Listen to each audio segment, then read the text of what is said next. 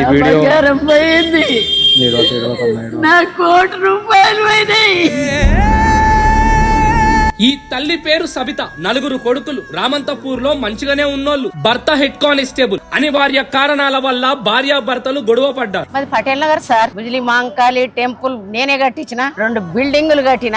నా భర్త సంసారం అంతా నాశనం చేసిండు. ఎంత డబ్బున్నా ప్రశాంతత లేకుండా పోయింది. చిన్న కొడుకు నరేష్ గౌడ్ రామంతపూర్ లో ఫైనాన్స్ ఇచ్చేవాడు. తను ఉన్నంత వరకు తల్లిని తనే చూసుకున్నాడు. ఈ కొడుకు చచ్చిపోయాడు, 30 ఏళ్ల కొడుకు.